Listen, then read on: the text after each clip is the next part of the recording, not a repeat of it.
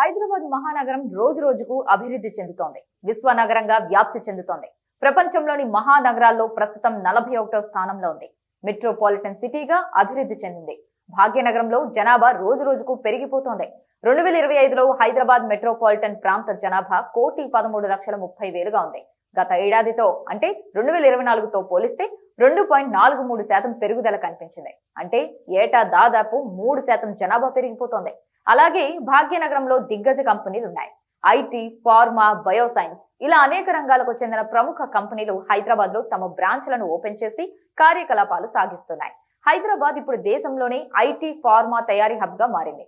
ఇక్కడ Microsoft, Google, Amazon, Deloitte తదితర దిగ్గజ ఐటీ కంపెనీలతో పాటు డాక్టర్ రెడ్డీస్, భారత్ బయోటెక్ వంటి ప్రముఖ ఫార్మా కంపెనీలు కూడా ఉన్నాయి. మాదాపూర్, గచ్చిబౌలి పరిసర ప్రాంతాల్లో హెచ్సిఎల్, కాగ్నిజెంట్, టీసీఎస్ లాంటి అనేక కంపెనీలు కార్యకలాపాలను సాగిస్తున్నాయి. అటు హైదరాబాద్ లో రియల్ ఎస్టేట్ రంగం కూడా అభివృద్ధి చెందుతోంది. అలాగే హైదరాబాద్ లో ఆకాశమే హద్దుగా భారీ భవనాలు పుట్టుకొస్తున్నాయి. సాధారణంగా హైదరాబాద్ లోని కోకాపేట ప్రాంతంలో అత్యంత ఎత్తైన భవనాలకు నిలయంగా ఉండేది. కానీ ఇప్పుడు కోకాపేటను తలదన్నేలా ఘట్కేసర్ ప్రాంతంలో ఓ భవనం నిర్మాణం జరుగుతోంది. ఘట్కేసర్ శివార్లో 72 అంతస్తులతో నగరంలోని అత్యంత ఎత్తైన ఆకాశ హర్మ్యం నిర్మాణం జరుగుతోంది.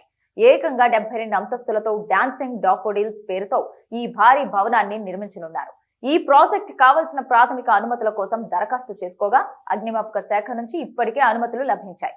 ఈ ఎత్తైన భవనం ద్వారా మొత్తం 966 విలాసవంతమైన అపార్ట్మెంట్లు అందుబాటులోకి రానున్నాయి. ఇక ఈ భవంతి పేరుకు తగ్గట్టుగానే గాలిలో మెలికలు తిరుగుతూ ఒంపులుగా ఉండే విభిన్నమైన నిర్మాణ శైలితో రూపొందనుంది. ఈ భవనం దాదాపు 244.6 మీటర్ల ఎత్తుతో నిర్మాణం కానుంది. కోకాపేటలో ప్రస్తుతం ఉన్న 60 అంతస్తుల భవనమే అత్యంత ఎత్తైనదిగా ఉంది. అయితే ఈ కొత్త ప్రాజెక్ట్ దానిని తలదన్నేలా ఉండనుంది. ఇక ఈ భవనంలో మొత్తం 966 అపార్ట్మెంట్లు ఉండనున్నాయి. అందులో 3 BHK ఇళ్లు 692 కాగా 4 BHK ఇళ్లు 274గా ఉన్నాయి.